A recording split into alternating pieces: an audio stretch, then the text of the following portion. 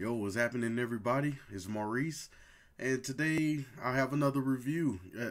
I don't know if you can hear it, but I got kind of this little cold going on in my throat. But this is how much I wanted to talk about this game that I'm about to review, and it's called Libertalia. This is the newer version of it, Libertalia Winds of Galecrest. The original game came out, I want to say 2012 originally, and this game is extremely hard to find. The original, I'll say you probably have a better chance of finding Bigfoot than you do of finding this original game. If you never heard of it, you're essentially a group of pirates that are just going around voyages trying to get the best loot available. And this game picks up right where that one left off. This one is uh, published by Stonemaier Games, so they picked it up and decided to, I wouldn't say revamp, but maybe streamline the mechanics a bit in this game. So essentially, everybody around the table, you have one person take a deck of 40 cards, and everybody have the same exact 40 cards.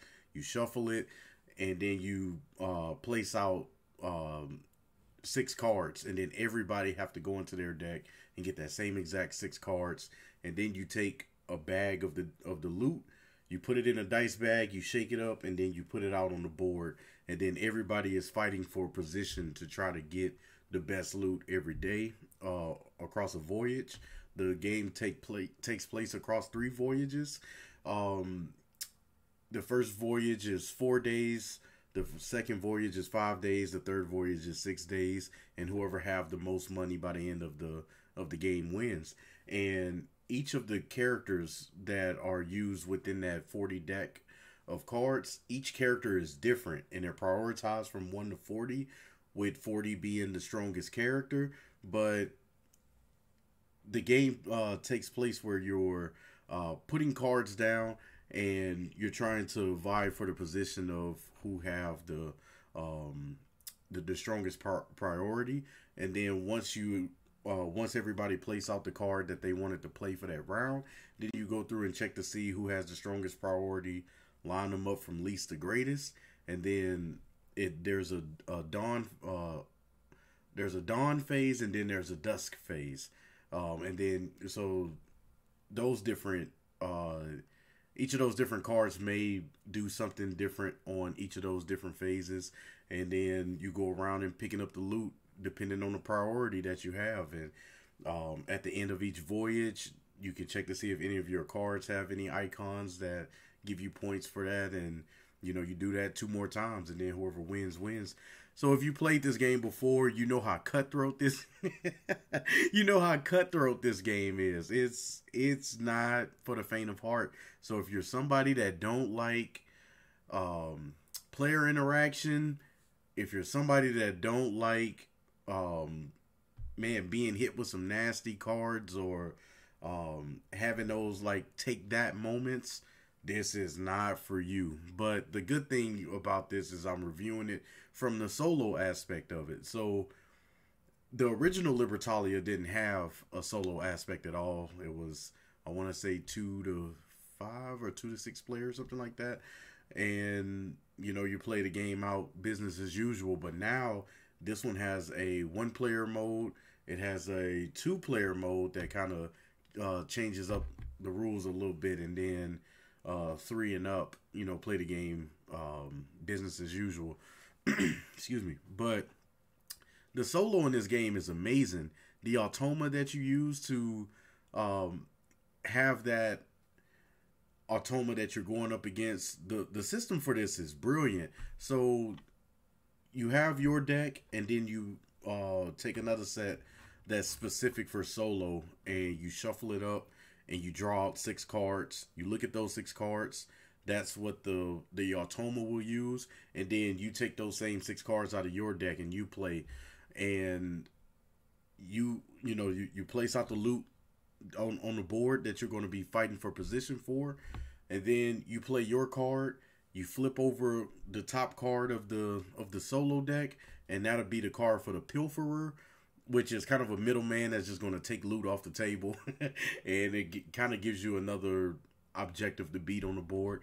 And then the excuse me, then the Automa, depending on the kind of loot that's out there, depicts which one of the 6 cards that they'll be putting out. And it's genius because there's several different criteria on the back of the solo cards that shows you what the Automa is going to do.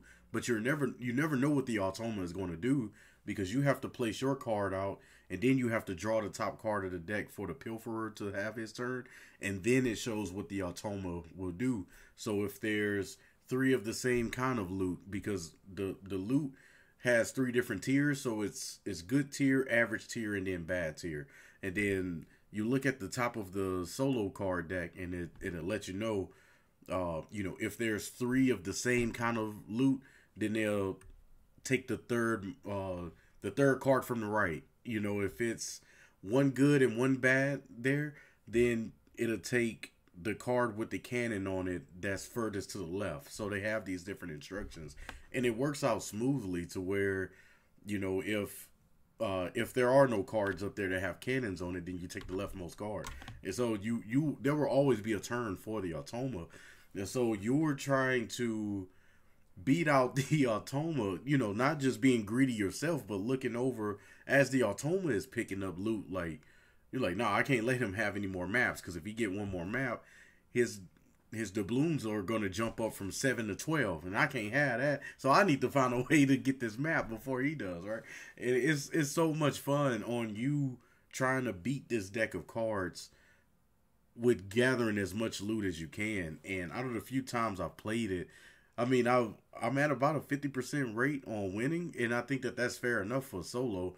With solo, you want it to be challenging enough to where you don't want to game the system, because once you figure it out, then there's no point in playing it, right? But this Automa that is being played through this deck of cards is brilliant, the way that they've done it. So if you enjoy solo games, I highly recommend picking this game up because of how brilliant the solo design is for this. And the games are quick. Once you understand the rules for it, I know everybody don't have the same lunch periods as everybody else at work. I have the luxury of being able to take an hour lunch if I wanted to. So there's a lot of flexibility with games I can play. I would recommend this game even if you have a 30-minute lunch, because it's that fast to play through the game. You can easily, on a solo game, knock out 2 games within an hour, which means you can get at least 1 in during that 30-minute window.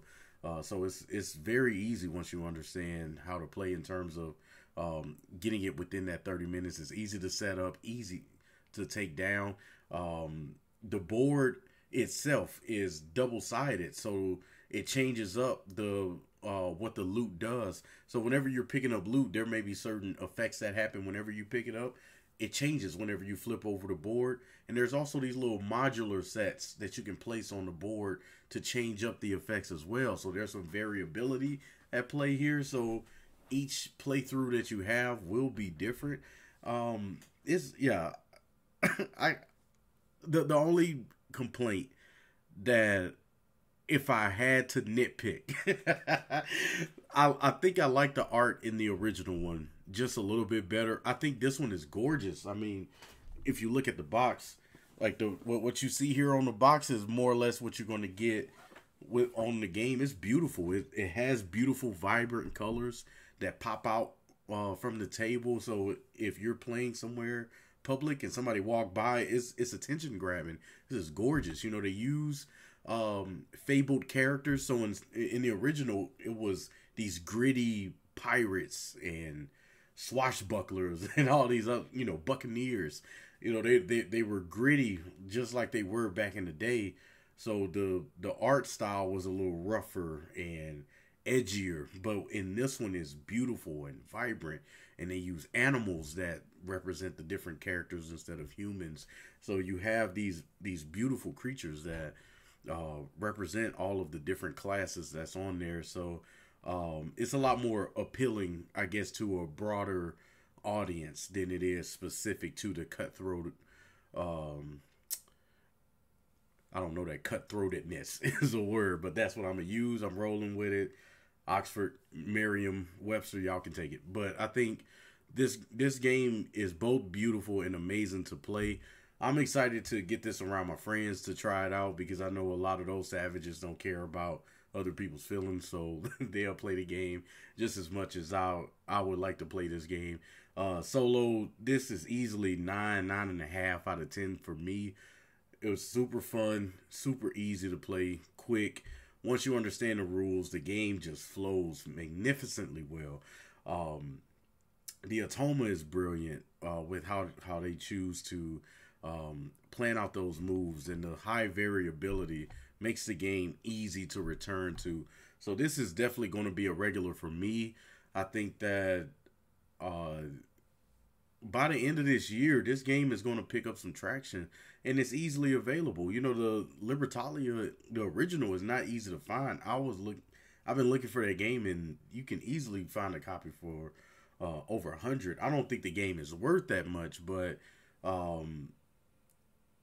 it's scarcity is what gets it up there, right? But I think with this, with Libertalia, I think this newer version, I think that at the price point of, I want to say it was 50 or 55 when I got it, you easily get your money's worth looking at it as an upgrade, because it's the changes that happen to the game feel more like an expansion, but with the solo rules, I think it more than justifies the price of the game, especially if you're looking to play this by yourself, or if you go out and play with friends. There's that option.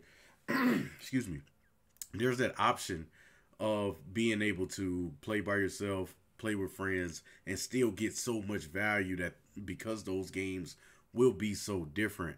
And the game, one of the harder things about creating a solo variant for a game is trying to make it the same as a multiplayer experience, right? Like, that's, you don't want to venture so far off with the solo variant that it doesn't even feel like the same game. This one does a phenomenal job of keeping it within that same design structure, that if I played it solo or if I play it with friends, that feeling will still be there of the design choices. So I think that this game is amazing. Let me know what you all think about the game. If this is something that you've played, did you enjoy it? You know, is it something that you don't like? Do you prefer the original? Is the solo variant worth it to you? Let me know in the comments. I'll be more than happy to debate this game with you because I do enjoy this game quite a bit so far. I'm glad I've been able to get it into my collection, and I hope that it make it into yours. If you live near a local board game shop or a library that have this game that you can go and check out the game, go for it. I think that it's definitely worth the time to sit down and play it, especially if you've played Libertalia already. You know, go for it. Check it out. See what's new. See how it feels. See if you appreciate the art. Yeah, but I love to see what you all have to think. But this is another review down for me. Libertalia Winds of Galecrest. Definitely worth the money spent on it just off of the solo variant alone. But yeah, let me know down in the comments what you all think. This is Maurice, and you all have a wonderful day.